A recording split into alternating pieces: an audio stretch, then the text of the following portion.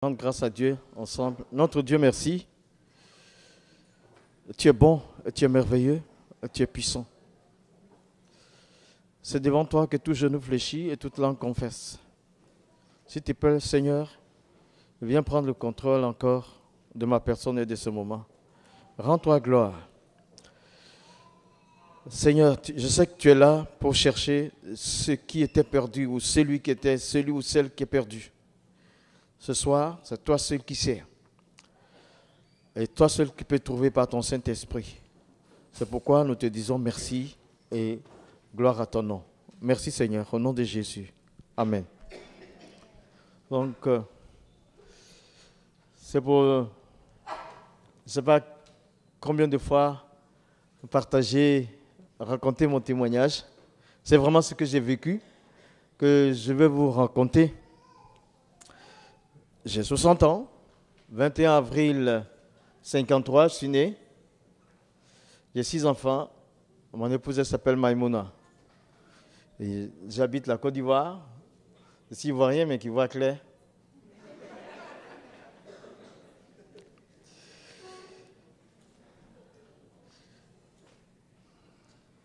Mon nom, c'est Koné Moussa.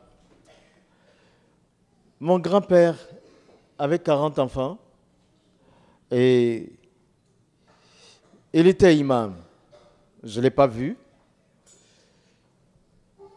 Parmi les 40 enfants, il y avait 13 imams. Mon père était le 12e imam. Et moi, j'ai été pendant 10 ans imam. Comment ça s'est passé? Voici. À l'âge de 3 ans, mon père, il me disait, tu es Moussa, connais? Tu es musulman. Ton Dieu, c'est Allah Ta'ala. Et ton prophète, c'est Muhammad sallallahu alayhi wa sallam. Donc ça, c'est une phrase qu'il me répétait au moins 5 fois par semaine. À chaque fois, il me disait, tu es musulman, ton Dieu, c'est Allah, et ton prophète, c'est Muhammad sallallahu alayhi wa sallam. Donc, à l'âge de 3 ans, je savais qui j'étais. Quand j'ai eu 5 ans, il me réveillait à 5 heures du matin, comme les autres, les aînés, comme les adultes, pour prier. 5 heures du matin, tu ne te réveilles pas, c'est la chicotte. Voilà, donc, à 5 heures du matin, j'étais réveillé, comme les adultes, et on faisait la prière. Mais à l'âge de 5 ans, il me répétait aussi la même chose. Au moins 5 fois par semaine, il me disait, tu es musulman, ton Dieu c'est Allah, Muhammad c'est ton prophète, tu seras imam comme ton grand-père, tu seras imam comme tes oncles, tu seras imam comme ton père. Donc il a rajouté le titre dessus.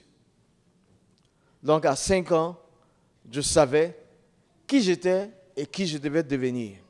Ça m'a marqué, je savais. Mon père que je voyais était pour moi un héros. Je voulais être un imam, comme mon grand-père, comme mon père et comme mes oncles. C'était l'objectif de ma vie. Ainsi, nous, l'arabe, ce n'est pas notre langue parlée. On ne parle pas l'arabe en Côte d'Ivoire. C'est le français qu'on parle. Mais s'il faut étudier la religion, l'islam, il faut connaître le Coran. Et pour connaître le Coran, il faut savoir articuler l'arabe. Donc j'ai commencé à apprendre à lire le Coran avec mon père, avec l'objectif que moi, je serais un imam. Le Coran, il est composé de 114 chapitres. Et il y a plus de 6000 versets.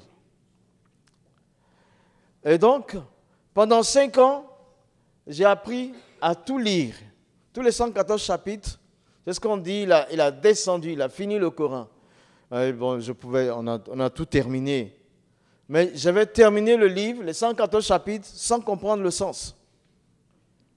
Donc, on est revenu là-dessus pour apprendre le sens de chaque mot. Ça a duré encore 5 ans. Donc, j'avais 14 ans, 14-15 ans au total, quand on a considéré que le Coran, je l'ai terminé. Donc je pouvais comprendre le sens, je pouvais le lire. Et j'étais bien content, ma famille était contente, c'était un honneur pour la famille dans cette situation, dans un tel cas.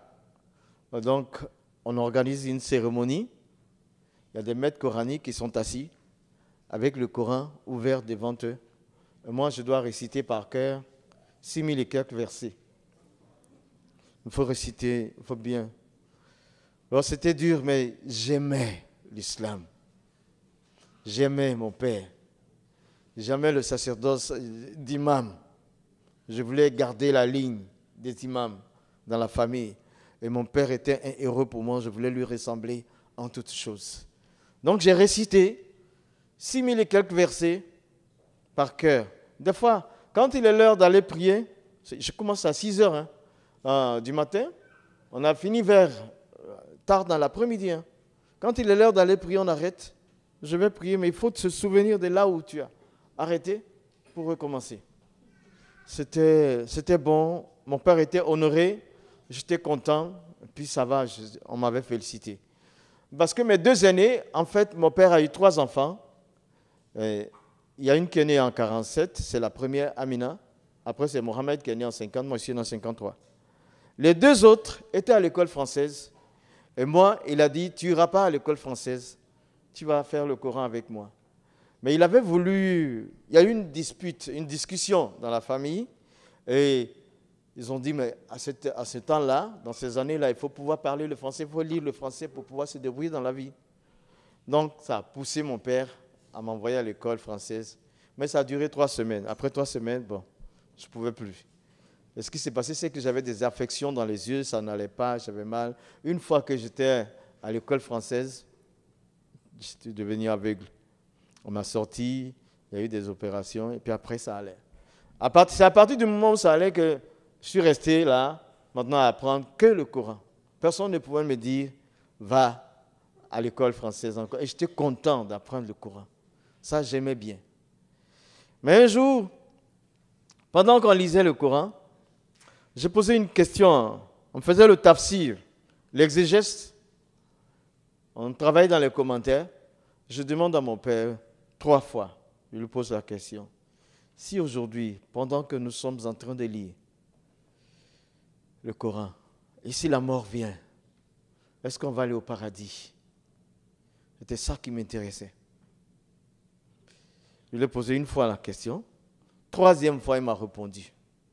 Il dit, écoute mon fils, nous ne pouvons pas savoir de notre vivant si on ira au paradis ou non. Il faut attendre le jour du jugement. Il y aura des balances qui seront érigées. Les œuvres de chacun seront pesées.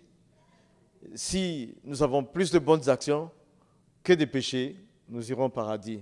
Mais si c'est l'inverse, c'est l'enfer, que Dieu nous garde. Mais de notre vivant, on ne peut pas savoir où aller. C'était la vérité que mon père disait. Ce qu'il disait, c'était scripturaire, c'était ce qui est écrit. Et il savait que moi, je savais lire, que je pouvais comprendre. Donc il m'a dit ce qui était vrai. Donc là, moi, ça m'a fait quelque chose de savoir que je suis là à étudier le Coran, à aimer l'islam. Et je ne sais pas, là, si je dois mourir, je ne sais pas où aller après la mort, si j'irai au paradis ou si c'est l'enfer. Le fait de ne pas le savoir, ça a développé en moi une peur pour la mort.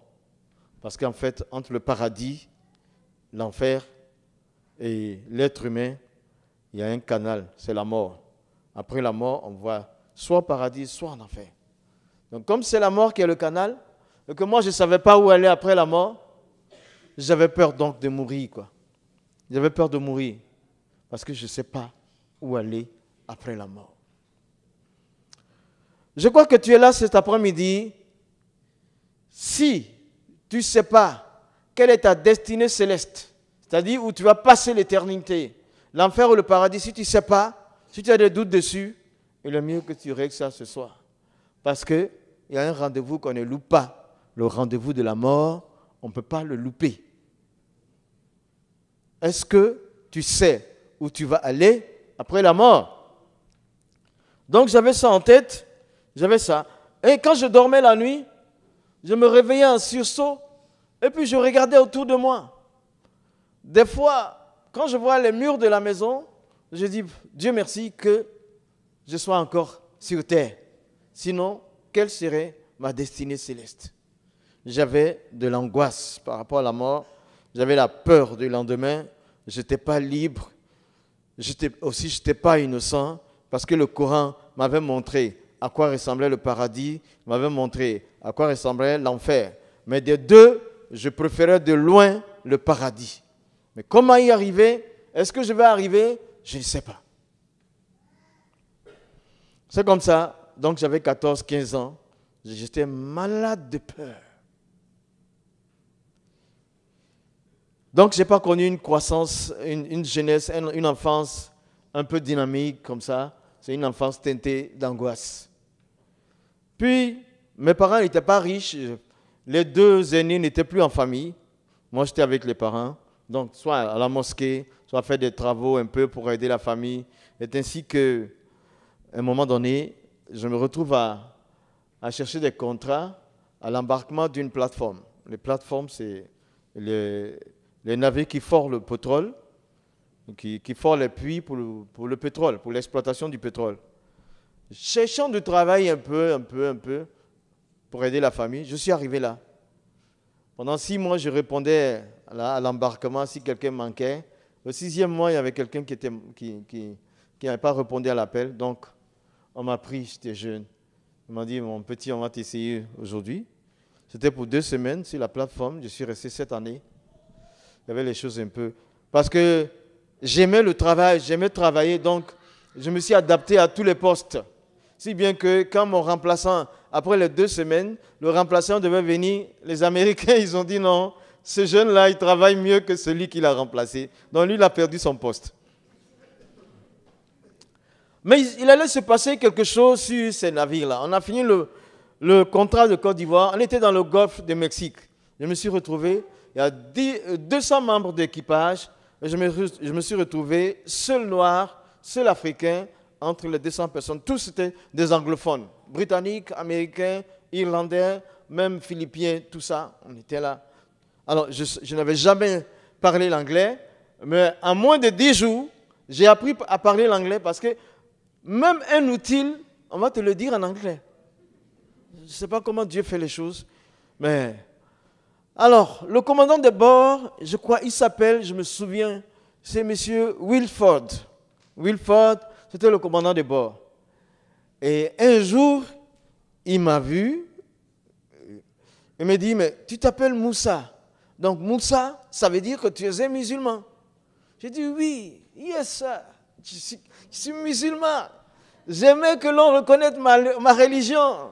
J'étais fier d'afficher, yes, sir, I'm a Muslim. You're Muslim, yeah. Je suis musulman.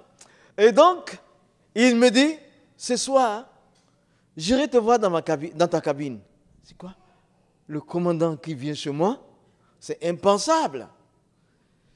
C'est la première personnalité à bord. Moi, je suis la plus petite. Il est au 4e étage. Moi, je suis au rez-de-chaussée. Il vient me rendre visite. Et mes heures de travail, c'était 6 heures le matin à 6 heures le matin à 18 heures le soir. Voilà. On fait 12 heures de travail à bord, entrecoupé entre les heures de café. Donc, chaque fois, à 18 heures, quand je finis la prière et tout, je suis dans ma cabine, en train de lire le Coran. Et cet homme, ce soir-là, j'ai entendu frapper à la porte. Monsieur Wilford, il était là. Je suis honoré, je souriais, j'étais bien content. Mais après, juste après, j'ai vu dans sa main un livre. C'était un livre noir avec des écritures en or. C'était écrit Holy Bible, Sainte Bible. Ah, ça m'a pas fait du bien de voir ça. Sinon, c'est pas intéressant pour moi. Voilà, le commandant, il arrive chez moi, mais il vient avec le livre des chrétiens. Ah, ça, c'est pas bon pour moi. Ma cabine, elle était petite. Il y avait le lit, il y avait une table, il y avait la douche. L'endroit le plus confortable, c'est le lit. Et donc, le commandant, il s'invite sur mon lit, il s'assoit. Bon, salut le patron, je ne peux rien dire. Mais en plus, il dépose son livre noir sur mon lit. Je pense, à l'endroit où je mets la tête. Alors, c'est grave. Je n'ai pas pu me contenir. Je me suis retourné, j'ai vu là, les hublots du bateau. Il y a des petites fenêtres bateau là. Il y a des petites fenêtres, je regardais, il y en avait 4 derrière moi. Et je ne sais pas à quel moment je suis parti vers lui, mais plutôt vers la Bible. Il était assis, j'ai pris le livre des chrétiens, la Bible. Je l'ai prise avec mes 2 mains. Et puis je suis allé à la fenêtre la plus proche du bateau. Et j'ai jeté ça par-dessus bord. J'ai jeté dans la mer, la Bible. Et puis j'ai regardé bien que c'est tombé. Et puis j'ai vu que ça flottait au creux des vagues. J'ai fait comme ça, c'est très bien fait. Mais je vous assure, au moment où je me suis retourné comme ça, le commandant, il était souriant encore jusqu'aux oreilles. Ça m'a touché. Parce que je pensais que je lui avais donné un bon punch. Il avait osé. Mais il souriait. Je dis, mais les chrétiens, on ne peut pas les avoir. C'est fâché, et puis lui, il sourit. C'est quoi? Et puis, tout de même, malgré le fait qu'il soit l'autorité à bord, première, je dis, vous êtes le commandant, vous commandez hommes et machines à bord, et vous êtes venu avec la Bible me trouver dans la cabine. Je sais que vous voulez me parler de votre Jésus, mais si jamais vous recommencez, je vais débarquer et je vais aller chez moi en Côte d'Ivoire. Mais on était dans le golfe du Mexique, ce n'est pas la porte d'à côté, la Côte d'Ivoire. Je dis parce que je ne pouvais plus me contenir. Alors, lui, il m'a dit, easy, boy, doucement, mon garçon, doucement, mon garçon. Il était toujours souriant et il est sorti de la cabine sans dire mot. Mais qu'est-ce qu'il a fait après les jours qui suivaient? Il s'était attaché à moi. Quand il sort de son bureau, il interroge quelqu'un. Où travaille Moussa? C'est 200 personnes, c'est vaste la plateforme. On lui dit, soit je travaille avec le mécanicien aujourd'hui. J'étais l'homme à tout faire. Je m'adaptais à tous les postes sans avoir aucun diplôme. J'étais là, cette fois-ci, des fois je suis avec le mécanicien, dans le moteur, il fait chaud, je fais dégraissage, j'enlève les graisses, l'huile qui verse et tout, je nettoie tout. Et il arrive tout doucement, il met derrière son dos une canette de Coca-Cola bien glacée. Et puis il m'appelle, Moussa, attends un peu, arrête de travailler un peu. Et puis il me donne, il faut te désaltérer. Il était devenu mon ami à bord. Je l'aimais, mais je m'interrogeais. Je dis, c'est son affaire de Jésus qui me dérange. Sinon, cet homme, il est bon. Et même tout l'équipage disait, mais qu'y a-t-il entre ces 2 personnes? Il ne m'a pas dit Jésus, il ne m'a pas parlé de Jésus, mais il était toujours très aimable avec moi. Il me raconte sa vie, la vie de sa famille, tout.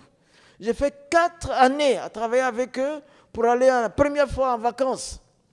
Et quand je retournais en Côte d'Ivoire, l'hélicoptère, ça descend sur le toit, là, pour nous prendre, pour envoyer à l'aéroport du pays où nous sommes. Et il m'a accompagné jusque là-haut. Je lui ai dit, voilà, moi j'ai eu assez d'argent pendant ces 4 ans, mais quand j'irai chez moi, ça va finir. Cependant, toi, tu es riche. Alors, qu'est-ce qu'il m'a dit? Non, ne vois pas les choses comme ça. J'ai ce qu'il faut pour moi et ma famille. Il est difficile à un riche de rentrer au paradis, autant il serait difficile à un chameau de passer par le trou d'une aiguille. Voilà ce qu'il m'a dit. Moi, j'étais loin de savoir que c'est un verset de la Bible. Je dis, mais comment, où il a sorti une telle parole? C'est pas possible. Cet homme, il aime Dieu, mais son affaire de Jésus, ça me dérange. Je suis venu en vacances et j'ai trouvé là, à Abidjan, quelqu'un qui avait travaillé avec moi sur le contrat de Côte d'Ivoire. J'étais le seul, en fait, à rester à bord pour aller. Lui, il était donc là. Il m'a dit, Moussa, il y a un Américain qui est là-bas à Cocody, il veut te voir. Un Américain? Je dis, laisse tomber les Américains. J'ai fait 4 ans avec eux. Je suis venu là pour être dans mon peuple et tout. Voilà, j'étais un peu orgueilleux, j'avais assez d'argent. Donc, j'ai dit, laisse les Américains tomber. Je ne m'occupe pas d'eux. Je ne l'ai pas écouté. Je suis parti dans la mosquée avec mon père. Dès que j'arrive, il se repose. C'est moi qui conduis toute la prière et tout. Et donc là, j'ai fait 9 mois. Et puis je suis reparti à bord.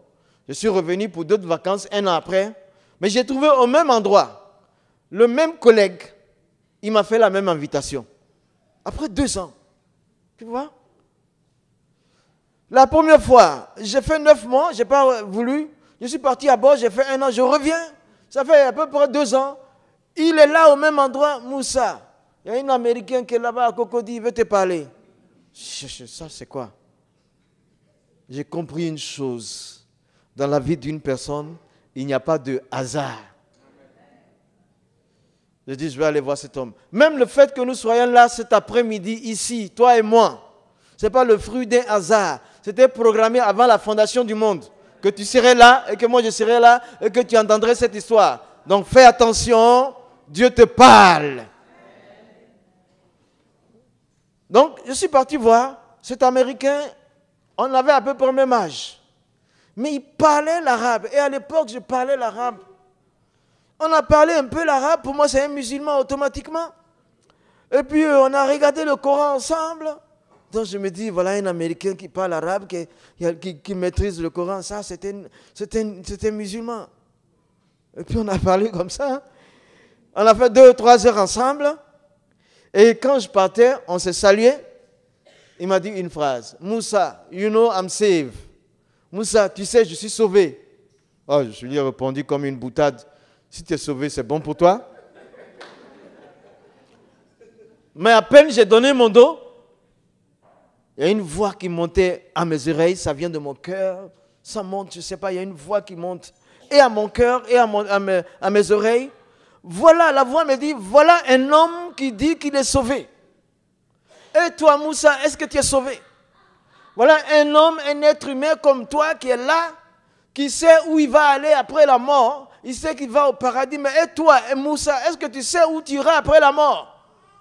Donc ça m'a ramené encore le problème que j'avais à l'âge de 15 ans. En ce moment-là, j'avais 35 ans. Il m'a ramené le problème que j'avais à l'âge de 14-15 ans. Cette histoire de je ne sais pas où aller après la mort. C'est revenu à la surface de ma vie. Et donc j'ai perdu toute joie de vivre. Parce que je me dis, dans ce travail qui est dangereux, on pouvait mourir à tout moment. Et moi, je ne savais pas la chose essentielle pour l'existence d'un être humain. La chose essentielle pour l'existence de ta vie et de ma vie, c'est de savoir où tu vas passer l'éternité. Si tu ne sais pas où passer l'éternité, tu ne peux pas avoir la paix. Parce que le rendez-vous de la mort, on ne peut pas manquer. À tout moment, tu peux mourir. Les jeunes meurent, les gens âgés meurent. Donc, je dis, j'ai compris que l'argent ne donne pas la paix. La plus belle femme, le plus bel homme, la plus belle maison, la plus belle voiture ne peuvent pas donner la paix seuls. Ceux qui savent où ils vont passer l'éternité ont cette paix à l'intérieur de Dieu d'eux. Donc j'étais encore retombé bas. Mais j'ai pris le courage, j'ai dit, bon, de toute façon, je suis musulman. Il y a un livre qui est pour moi le livre de mon Dieu, c'est Al-Quran Karim, le grand Coran. Donc, il est là, je sais le lire en français, en arabe, en arabe et en anglais, je sais le lire. Donc, j'avais ces différentes versions. Je suis parti à bord. Je me dis que cette fois-ci, il faut que je cherche dans le Coran pour savoir, pour avoir toutes les informations concernant le paradis. Je veux savoir, moi, en étant vivant, moi, je veux savoir où je vais aller après la mort, parce qu'après, ce sera trop tard. Donc, je repars à bord. Tous les soirs, 18 heures passées, quand je finis de manger, je suis dans ma cabine. J'interroge le Coran. Comment je vais rentrer au paradis? Est-ce que je peux entrer? Comment? Je veux le savoir maintenant. Donc, ça a duré 9 mois. Au départ, voilà ce que j'ai fait. Quand j'ai ouvert le Coran, j'étais dans la sourate 100, 100e sourate, à compter du verset 3. Voilà ce qu'il dit. Inna lisana li rabihi la kanudun. Wa innahu ala zalika la shahidun.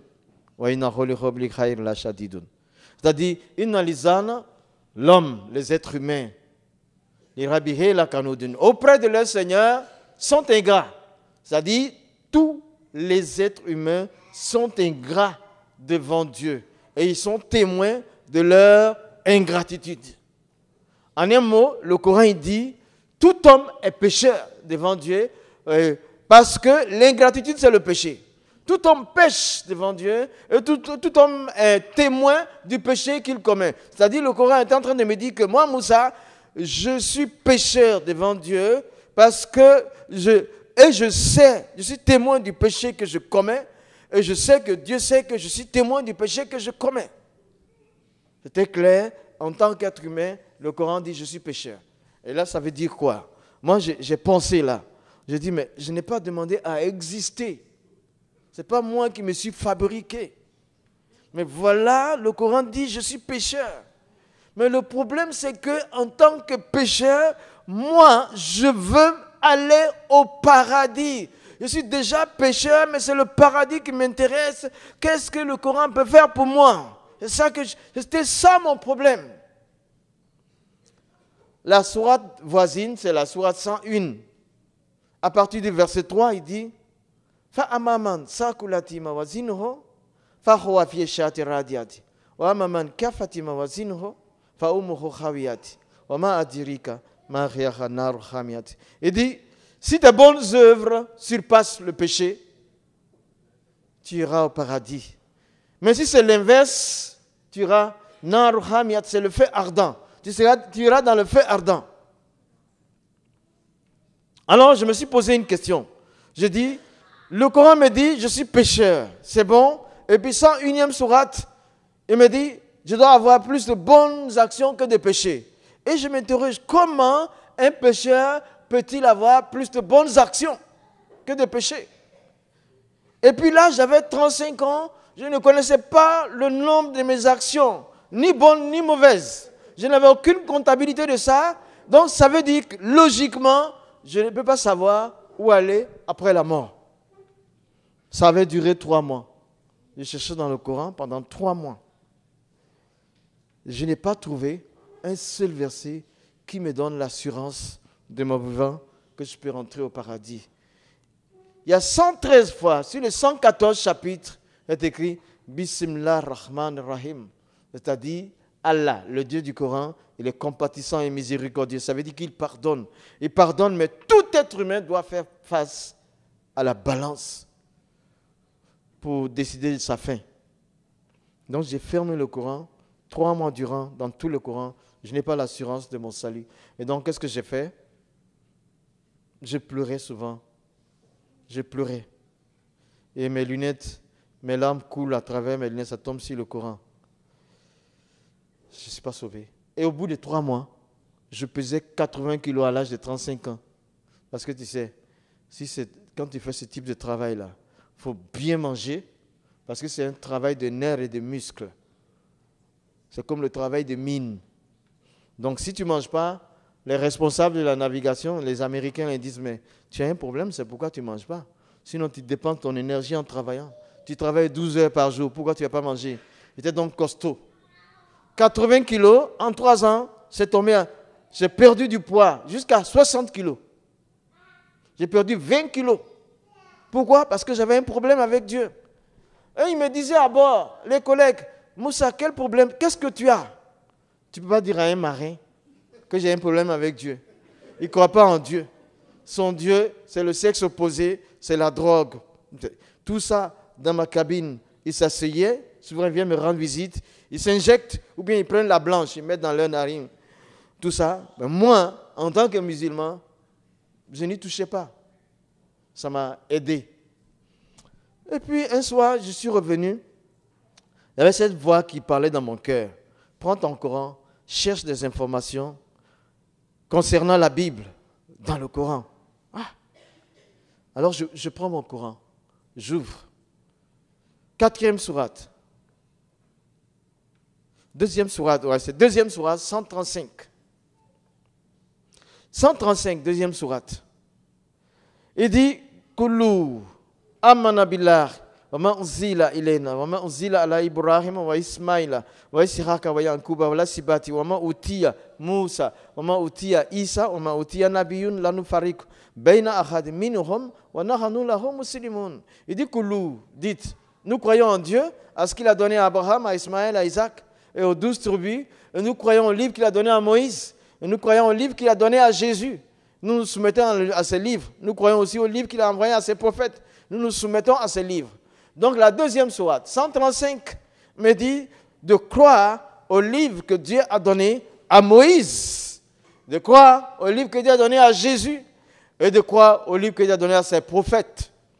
Je veux bien croire au livre que Dieu a donné à Moïse. Je veux bien croire au livre que Dieu a donné à Jésus. Mais je me pose la question, où est-ce que je vais trouver ces livres-là? Puisqu'ils ne sont pas dans le Coran. Taurat, c'est le livre de Moïse. C'est un livre à part. Injil, c'est le livre de Jésus. C'est un livre à part. C'est l'évangile. Ils ne sont pas dans le Coran. Et le Coran me dit, crois à ces livres-là. Je les trouve où? La première question. Et deuxièmement, je me dis, même si je trouve le livre de Moïse, si je trouve le livre de Jésus, qu'il me dit, je suis le chemin, la vérité et la vie, comme les chrétiens m'avaient souvent dit, si Jésus dit, il est le chemin, la vérité et la vie, qu'il faut passer par lui pour arriver au paradis, je fais quoi? Le Coran me dit, crois au livre de Jésus. Si je veux croire au livre de Jésus, je vais finir par suivre Jésus. Et si je suis Jésus, je deviens chrétien. Et le Coran me dit, crois au livre de Jésus. C'est comme le Coran me poussait vers les livres là. Non seulement il me poussait vers le livre qui compose la Bible, mais il démontrait que ces livres ne sont pas faux. Donc ça a duré 3 mois. Il y a la 10e sourate, le verset 94.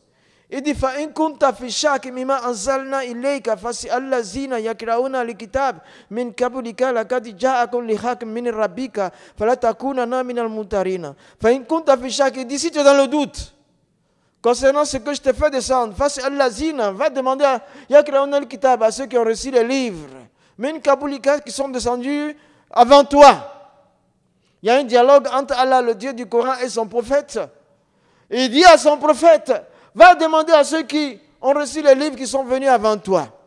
Je dis, mais si dans le Coran, en tant que musulman, si le Coran me dit, Allah me dit dans le Coran d'aller demander à ceux qui ont les livres qui sont venus avant le prophète, les livres qui sont venus avant le prophète, c'est Taurat, le livre de Moïse, donc c'est le Pentateuque, Injil, Zabour, c'est les psaumes, David, Injil, le livre de Jésus, entre autres.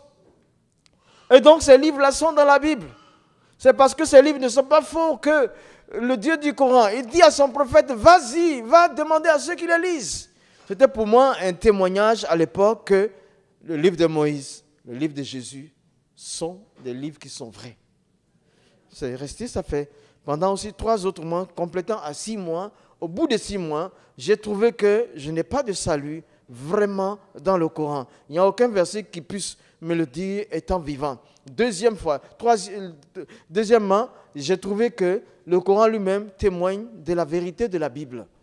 J'étais à 6 mois de recherche, ça me laissait comme ça. J'espérais trouver dans le Coran autre chose que ce que je vois.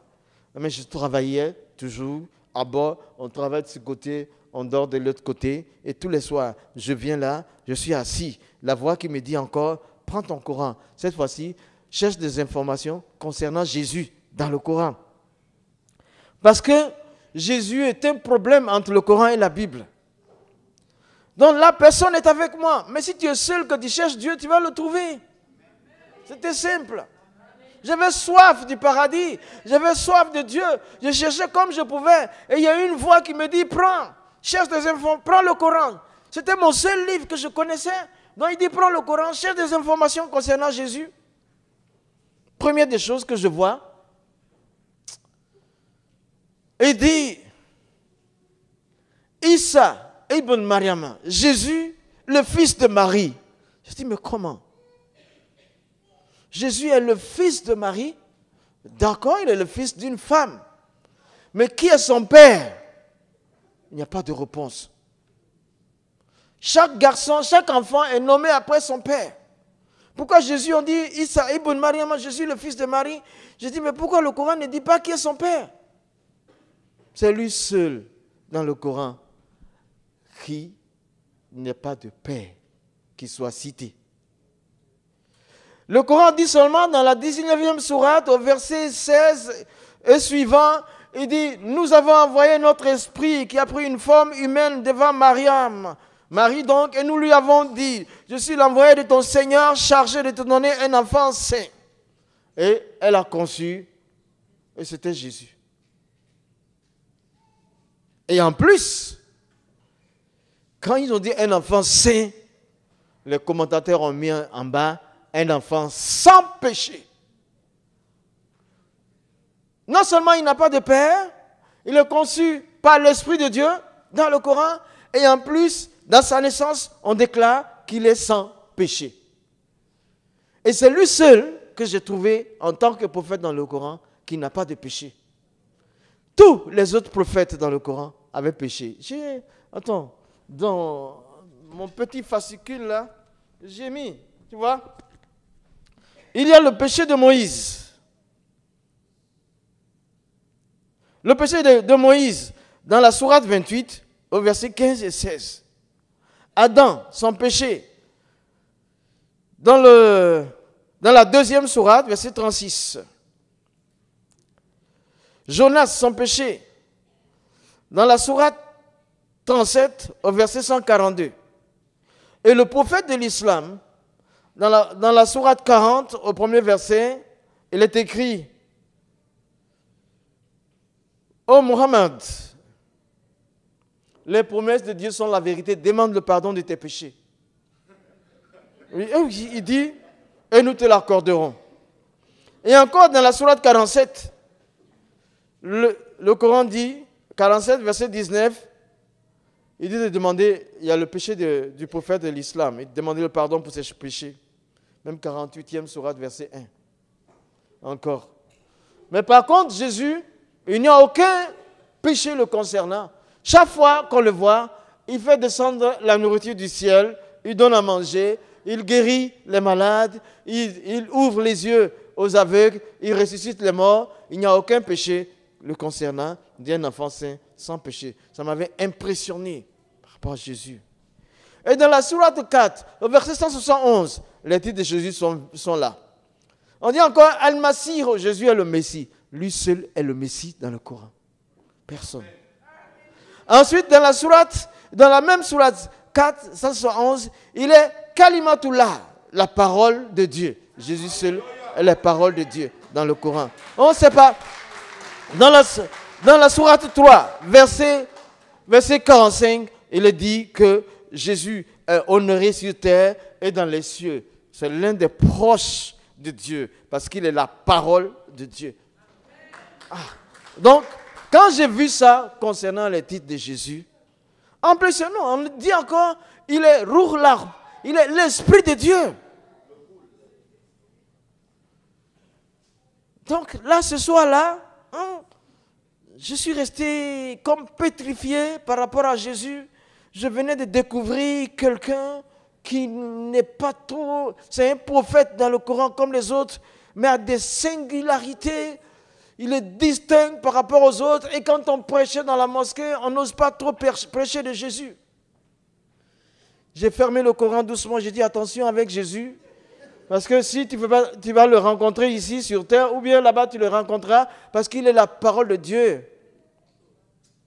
J'ai fermé doucement. Ça, je ne veux pas d'histoire. Ouais, mais j'étais un peu... Et le lendemain, je viens encore dans ma cabine, la voix qui me dit, prends ton Coran, cherche encore par rapport à la crucifixion de Jésus. Je n'avais pas de paix, mon âme était tendue vers le ciel, je cherchais, je ne savais pas comment trouver. Et Dieu, je crois que cette voix-là, ça devait être la voix de Dieu qui me dit cherche. Le seul instrument de connaissance que j'avais, c'était le Coran. Cherche dans le Coran par rapport à la crucifixion de Jésus. Parce que quand j'étais là-bas par terre, quand j'étais à terre, quand je n'étais pas sur le bateau, des fois, il y avait quelques chrétiens qui avaient tenté de m'évangéliser. Mais ça se terminait toujours mal. Parce que j'étais verbalement violent. Je les renvoyais, je les insultais. Et quand ils me disaient que Jésus est crucifié, je dis, allez-y vous faire voir. Mais là, j'étais tout seul là. La voix me dit, prends le Coran, cherche par rapport à sa crucifixion. La crucifixion de Jésus. D'accord. J'ouvre le Coran, 4e sourate, verset 156 à 158. Ces 3 versets-là. Mais dans ces versets 156 à 158 de la 4e sourate, la crucifixion de Jésus est rejetée. Le Coran dit, Roma Katalour, Roma Salabour. Ils ne l'ont point crucifié, ils ne l'ont point tué, ils ne l'ont point crucifié. Bal Rafalah. Il a été élevé au ciel. Que Jésus n'est pas crucifié, mais c'est quelqu'un d'autre qui a été à sa place. Le jour que j'ai trouvé ça, j'étais un peu content parce que j'ai trouvé quelque chose contre la foi chrétienne. Je dis, ça va là, les chrétiens me disent comme s'il est crucifié. Là, non, il n'est pas. Mais juste quelques minutes passées, il y a la voix qui me dit, mais toi, est-ce que tu es sauvé? Et puis j'ai commencé à réfléchir sur le fait que le Coran dise que Jésus, qu'il y a eu crucifixion. Quelqu'un a été crucifié, mais ce n'est pas Jésus. C'est quelqu'un qui lui ressemblait. Là, j'ai réfléchi. Le commentateur dit que Dieu, dans le Coran, a mis la ressemblance de Jésus sur une personne et les autres l'ont prise pour Jésus, l'ont amené crucifié. Alors je me suis posé la question, c'est Dieu qui a mis la ressemblance de Jésus sur quelqu'un et puis on a pris cette personne pour aller la crucifier. Est-ce que Dieu peut tromper les gens? C'est ça. Je dis, est-ce que Dieu peut tromper les gens? Et puis je me dis, la personne qu'on a amenée crucifiée à la place de Jésus, pourquoi elle n'a pas dit, je ne suis pas Jésus, ne me crucifiez pas? Donc ça trottait dans ma tête, je n'avais pas la paix avec ce verset. Bon, j'ai laissé comme ça, je dis non, ce n'est pas possible. Il y a quelque chose qui ne va pas. Et puis, je vais plus loin, je reviens en arrière dans le Coran, 3e sourate, verset 55. Là, il y a un dialogue entre Allah, le Dieu du Coran, et son prophète Jésus. Là, dans le Coran. Dans le Coran, Jésus est un prophète. Alors il dit, Izikal Allah dit, Ya Isa, toi Jésus, Inni mutawafika, je te fais mourir, wa rafiuka, je te lève à moi. Je dis, attends, Inni mutawafika. Izikal Allah dit, Ya Isa, toi Jésus, Inni mutawafika, je te fais mourir, wa rafiuka, je te lève à moi. Il dit, je te fais mourir. Il dit à Jésus, je te fais mourir. Et puis il lui dit, je te lève à moi. C'est deux verbes qui sont collés. Il n'y a que « et ». Une condition, une coordination, je ne sais pas quoi. C'est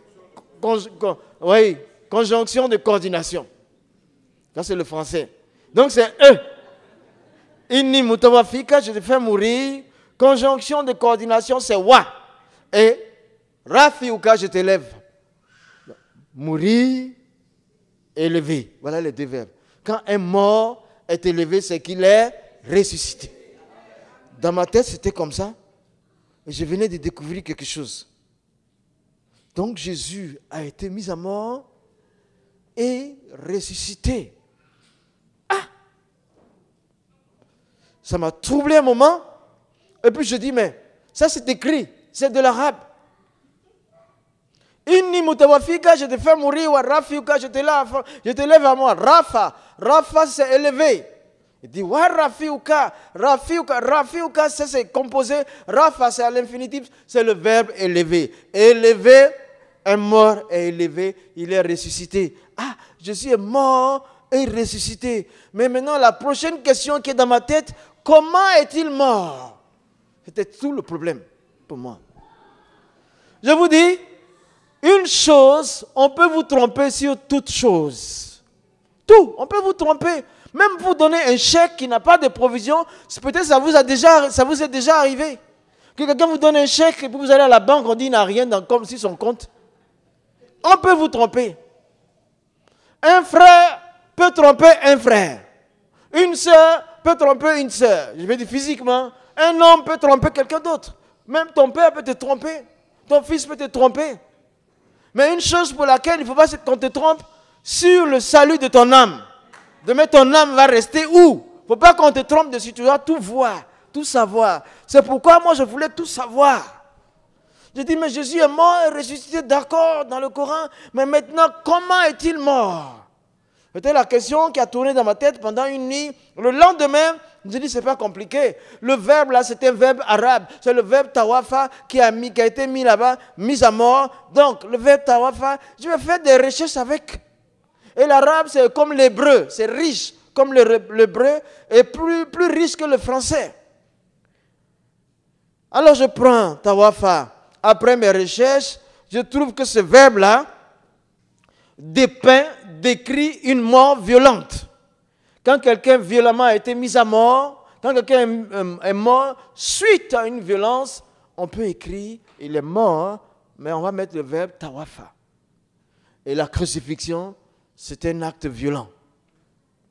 Et deuxième interprétation de tawafa, je dis, tawafa, c'est mourir pour payer une dette. La dette est élevée. Il y a une grosse dette. Il faut une vie humaine. Donc quelqu'un est mort et la dette est payée, ils vont mettre le verbe tawafa. Il est mort, mais tawafa. Donc on met tawafa, ça veut dire qu'il est mort pour payer une dette. Ça c'est la crucifixion. C'est aussi mourir pour atteindre un but.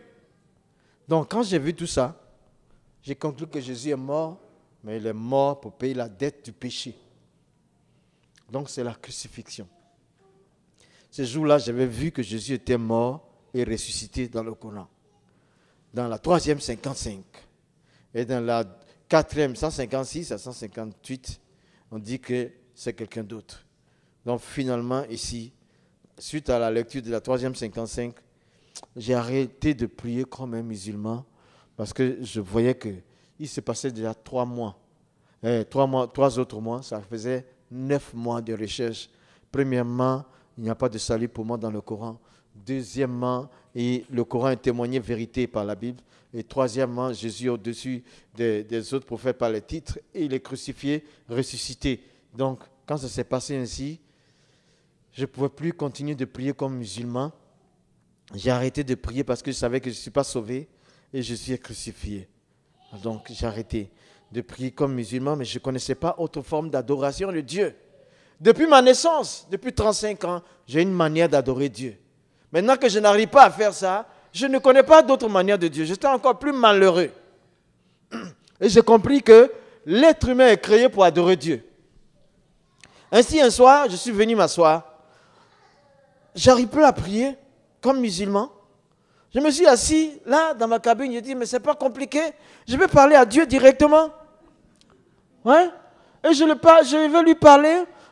Je ne lui parle pas, cette fois-ci, je ne vais pas lui parler en arabe, ni en français, ni en anglais. Je vais lui parler dans ma langue maternelle. Parce que si vous avez un choc, c'est la langue maternelle qui sort. Si on vous shoot sur le tibia, là, ça fait mal. Vous allez sortir votre langue maternelle. Même si vous êtes naturalisé tel, c'est la vraie nature qui sort. Donc je dis, là, c'est trop dur maintenant. Je vais m'adresser à Dieu, je sais qu'il n'existe pas en arabe, pas en français, pas en anglais. Tout ça là, c'est ma propre langue là, ça est là. Je me suis assis là. Je me suis assis dans ma cabine et j'ai dit, voilà que je ne peux plus adorer Dieu, je suis malheureux. Comme musulman, je n'arrive plus. Et je ne connais pas d'autres formes d'adoration. Mais je sais que Dieu existe. Je sais que tu es là. Et je voudrais que tu me parles parce que moi, je suis le 14e imam depuis la génération de mon père. Si je n'arrive pas à prier comme musulman, c'est grave. Et je ne peux pas devenir chrétien parce que c'est impensable. On ne peut pas imaginer ça. Donc comme tu es Dieu, fais ce que tu veux. Dieu, il est Dieu et il reste Dieu, il restera toujours Dieu.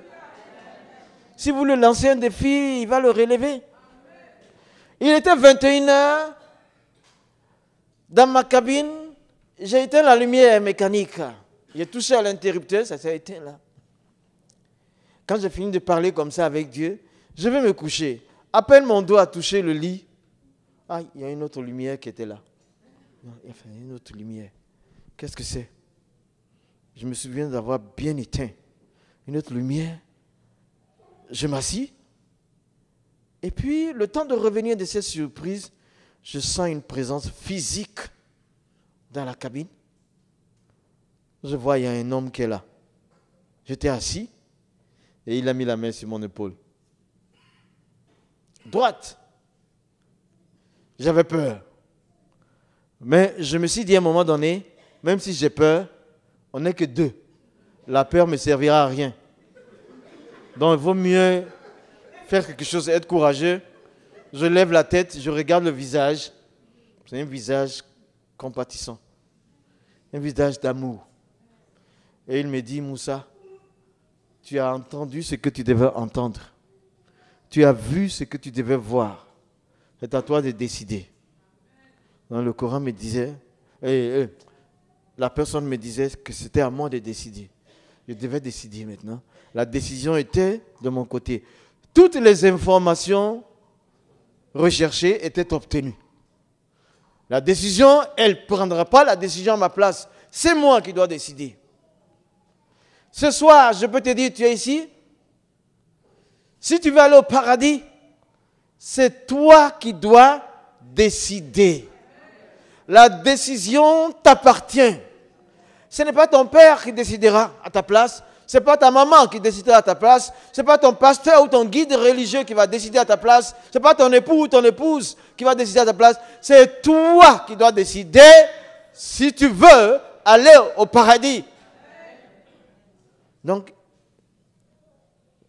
9h30, 21h30, c'était fini. Et il y a eu les ténèbres après ça.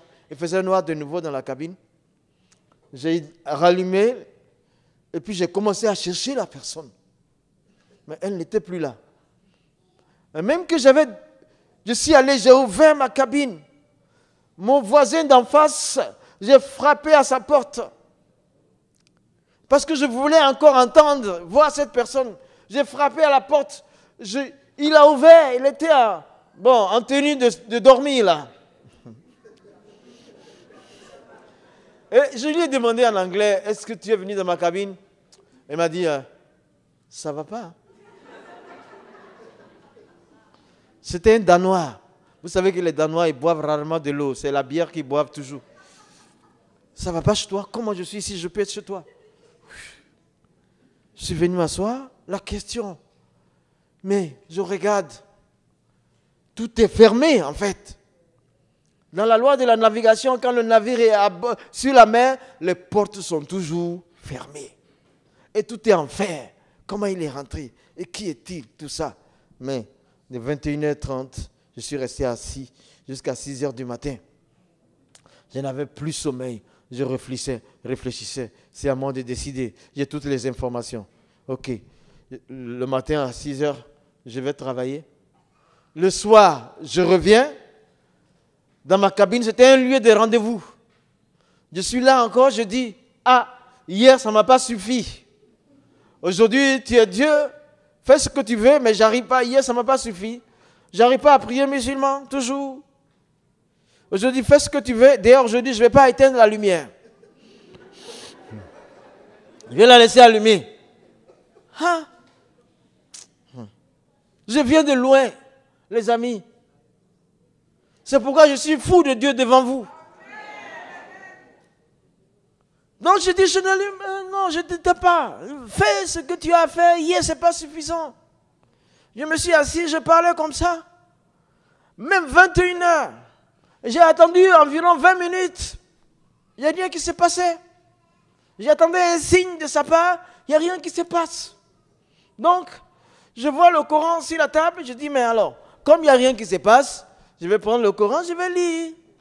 Je prends mon Coran, je lis. Et cette fois-ci, en lisant, je lisais avec une adhésion à l'islam. Je lisais le Coran, j'étais envolé dans la lecture du Coran. Jusqu'à un moment donné, j'ai vu une braise enflammée sur le côté droit du Coran qui perçait les pages. Et je voyais, j'étais surpris. Et en quelques secondes, il y avait une succession de petites braises qui venaient de dessous le plafond, mais qui tombaient que sur le livre, uniquement sur le livre, que je tenais entre mes mains. Alors à ce moment-là, tout a flambé, tout le livre a flambé, en quelques secondes. Et je tenais dans mes mains, je n'ai pas eu l'idée de rejeter parce que j'y étais de nouveau attaché, donc je m'attendais à avoir des brûlures dans les pommes. Mais terrorisé, j'ai assisté là, impuissant à ce spectacle, et puis un coup, la couverture de carton dur, tout est parti. Tout est parti en fumée. Tout le livre, les pages et la couverture, tout est parti en fumée. Et dans ma main, je n'ai ressenti aucune brûlure. La seule blessure que j'ai ici, c'est dû à un accident à bord. Donc, tout le livre est parti, consumé, Rien que le livre. Rien d'autre n'a été touché. Il était 21h30. J'étais renversé. Je ne sais pas dire bouleversé, terrorisé. Je me dis, comment je vais demander à mon Dieu et il va brûler son livre. C'était un peu trop fort. Je suis resté sans dormir. Ça faisait 2 nuits, 2 jours que je n'avais pas dormi. Troisième nuit, je suis arrivé là, dans ma cabine, et puis j'ai dit cette fois-ci, non, je ne veux plus rien voir. Je ne demande plus rien à Dieu, parce que là, ça m'a fait peur, je ne demande plus rien. Alors j'ai eu cette pensée, si je dors, je vais rêver. Et si je rêve, il est possible qu'il me montre quelque chose. Donc, vaut mieux pas dormir du tout. Vaut mieux pas dormir. Je suis resté à lutter contre le sommeil. Quand je dors quelques secondes, je me reprends. Je suis resté éveillé 4 jours, 4 nuits, sans dormir. Humainement parlant, ce n'est pas possible. Mais il n'était plus question des choses humaines. On était dans une sphère spirituellement élevée. Le ciel, ce n'est pas le calcul de la tête. C'est par le cœur qu'on rentre au ciel. Le ciel, c'est Dieu. Donc tout ce qui était humain était dépassé. Je marchais et encore, mes amis américains me disaient, mes collègues, Moussa, what is happening to you? Qu'est-ce qui se passe? Je vais lui dire quoi? J'ai problème à Dieu, il ne va pas comprendre. Je dis à rien. J'étais là, dans des tourments, dans des pensées, seul à vivre ces choses, c'était terrible pour moi. Et 5e nuit, je suis arrivé, décidé à lutter contre le sommeil. J'ai lutté pendant peut-être 5 minutes, mais alors je ne pouvais plus. Mes nerfs craquaient. Je suis tombé dans un profond sommeil. Vous savez, c'était comme ça, tu vois. C'était comme ça. Je me suis endormi, simplement, entre les mains de Dieu, comme ça. Toute résistance fut vaine. J'ai compris une chose. Vous et moi ce soir, ce qui est important à nous, ce n'est pas les vêtements que nous portons. Ce n'est pas les diplômes que nous avons. Ce n'est pas le compte en banque. C'est le souffle de Dieu qui est en nous. Et quand il le retire, s'il retire ça, on est inerte. J'étais à la merci de Dieu de nouveau. Me voici, endormi.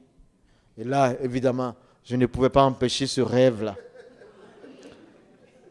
J'ai rêvé et il en a profité. À environ 200 mètres, il y avait comme un être humain, mais la particularité de cet homme, cette personne, c'est qu'elle avait des yeux comme des phares de voiture. Marchait vers moi. En même temps, elle me blissait la vue. Donc, j'en avais peur. Je me protégeais, mais j'allais à reculons. Il vient sur moi. Je recule, il avance. Je recule, il avance. J'ai peur. Il avance. Je dis, tu me fais peur. Je recule, il avance. Et à un moment, j'avais tellement reculé que je ne pouvais plus reculer. Je me dis, c'est une confrontation, on n'est pas remettre. Je me suis arrêté. Et puis, j'ai commencé à développer un courage, une détermination maintenant, de le rencontrer, de me confronter avec lui, qui qu'il soit. Je commence à marcher vers lui. J'étais ébloui, mais je marchais vers lui. Il avançait vers moi. À un moment donné, il s'arrête. Je constate qu'il s'est arrêté. Et que je suis le seul à marcher vers lui. Et quand j'étais proche de lui, il a commencé à reculer. J'ai dit, mais qui es-tu? Je veux savoir qui tu es. Il me dit maintenant, tu me fais peur, Moussa, tu me fais peur. Et il recule. Et en reculant, il dit, il n'y a pas d'autre Dieu qu'Allah et Mohammed est son prophète. La ilaha illallah, Mohammed est Rasulullah. Tu me fais peur. J'ai dit, attends, je veux voir qui tu es. Il a reculé, il reculait. Et je me suis réveillé de ce rêve-là. L'interprétation n'est pas compliquée. C'était seulement le départ de l'islam de ma vie. Après 9 mois de recherche, pas de salut pour moi dans le Coran. Le Coran témoigne de la véracité de la Bible. Et Jésus est au-dessus des autres par ses titres. Il est bel et bien crucifié. Et tous ces signes-là, mon contrat aussi, après quelques années, je pense 7 ou 8 ans, à bord. Le jour là où j'ai eu ce songe, c'était la fin de mon contrat à bord. Je devais débarquer. Je suis parti donc. J'ai débarqué. Je suis arrivé à Abidjan. J'ai vu le pasteur américain. J'ai vu l'Américain là. Je ne savais pas que c'était un pasteur. Mais je suis allé le rencontrer pour lui expliquer ce qui m'était arrivé. Je lui dis tout ce qui m'est arrivé. Et il me dit, Moussa, qu'est-ce que tu vas faire avec tout ça? Avec tout ce qui t'est arrivé, qu'est-ce que tu vas en faire? Je lui ai dit, je vais donner ma vie à Jésus.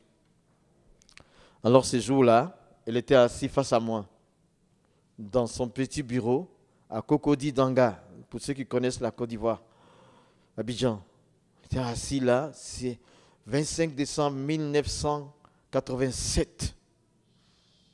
J'étais assis en face de lui. Et j'ai commencé, moi, immédiatement à parler avec Dieu. Dès que je me suis assis, que je lui dis, je vais me donner ma vie à Jésus, j'ai commencé à parler avec Dieu. Je lui demandais pardon. Pardon à Dieu. Pardon. Je ne connaissais pas la prière chrétienne. Je disais pardon à Dieu. Je lui demandais pardon pour tous mes nombreux péchés. Je lui demandais pardon. Jusqu'à un certain moment, j'ai senti une oreille très, très attentive. Et quand j'ai continué de demander pardon. J'ai senti dans mon cœur que j'étais pardonné pour mes nombreux péchés. Et puis je continue de lui demander pardon. Je sens que mes péchés sont pardonnés. Et après ça, je sens que la peur de la mort que j'avais est sortie de moi. Donc du coup, Dieu, il m'avait pardonné. Donc, la peur de la mort n'avait plus de place en moi. J'avais peur de mourir parce que mes péchés pesaient sur moi. Mais à partir du moment où mes péchés sont enlevés, la mort n'a pas de sens pour moi. Elle ne montre que son incapacité pour moi. Jésus m'a pardonné. Il n'y a plus de péché. C'est comme ça, il a dit, Jean 5, 24, en vérité, je vous le dis. Celui qui écoute ma parole et qui croit à celui qui m'a envoyé, il a la vie éternelle. Il ne vient pas en jugement. Il est passé de la mort à la vie. Donc, je suis pardonné. J'ai entendu la parole de Christ. J'ai accepté Jésus. Dieu est devenu mon Père. Je suis pardonné. Donc, je suis immédiatement passé depuis 25 ans de la mort à la vie. Je suis vivant, je ne meurs pas. Je suis vivant, je ne meurs pas. Je suis vivant, je ne meurs pas. Un jour, je vais m'endormir physiquement parce que mon corps, qui est déjà un peu vieillissant, il va se reposer, il va partir de poussière. Mais mon âme ira chez mon Père. Donc, dès que j'ai su ça, parce que Pierre a dit, 1 Pierre 3, 18, Christ a souffert une seule fois pour les péchés, lui juste, pour des injustes, ayant été mis à mort quant à la chair, mais rendu vivant quant à la vie. Jésus, le juste, a souffert une seule fois sur la croix. Il était juste à cause de nous les injustes. Pourquoi? Dans le but de nous prendre, nous enlever nos péchés et nous amener chez Dieu. Il a été mis à mort par la chair, son physique, et il a été rendu vivant par l'esprit. Alors ce soir encore, je peux sentir. Et puis après, c'était à mon tour de dire à cet Américain-là, cette fois-ci, c'est moi qui lui serre la main. Je lui serre la main, je dis, you know, I'm saved too. Je suis sauvé aussi, moi. Je suis sauvé, moi. Je suis sauvé. Je suis sauvé. I'm saved. I know the Savior. Je connais le Sauveur. Il s'appelle Jesus. Jésus. Il s'appelle Jésus. Il n'y a pas d'autre sauveur. Pas possible. Jésus n'a pas montré un chemin. Il dit que lui-même, il est le chemin. Tous les leaders religieux ont montré des chemins. Jésus dit, I am the way. Je suis le chemin. Annahu Atarik. Je suis le chemin. Je suis le chemin. Je suis le chemin. Il est le seul chemin pour aller au ciel. Partout où on va, on emprunte un chemin. Tu as emprunté beaucoup de chemins dans la vie. Il y a eu des chemins du péché. Tu as consommé le chemin du péché. Tu as marché dans le chemin du péché. Mais Jésus, il t'aime. Il te donne un chemin de bonheur, un chemin de résurrection, un chemin de vie éternelle. Ce soir, il est là, Jésus. Il est là, Jésus. Moi, je l'ai reçu depuis 25 ans. Je me suis sauvé. C'est pourquoi je n'ai pas peur de mourir. La mort, pour moi, est un gain.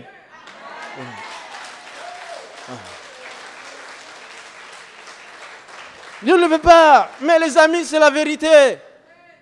Qui parmi les grandes personnes, qui parmi les grands leaders est mort pour toi?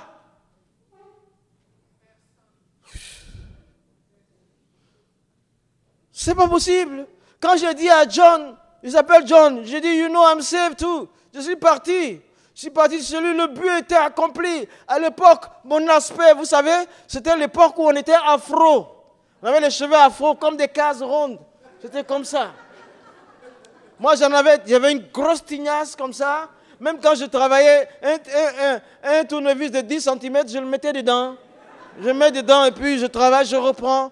Et c'était comme ça, j'étais avec un jacket, blue jean, et puis un t-shirt en bas, Che Guevara, bottillon américain.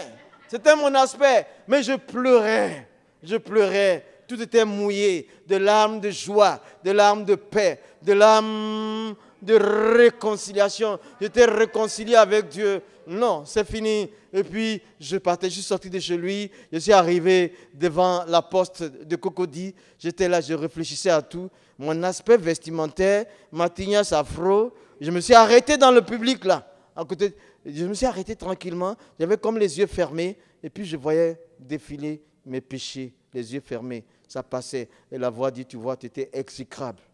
Mais je t'ai pardonné. Ça a duré 10 minutes parmi les gens.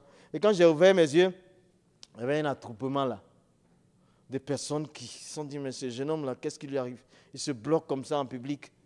Et puis le plus âgé, c'était un papa sénégalais là, qui vendait les journaux là. Il avait un kiosque à journaux.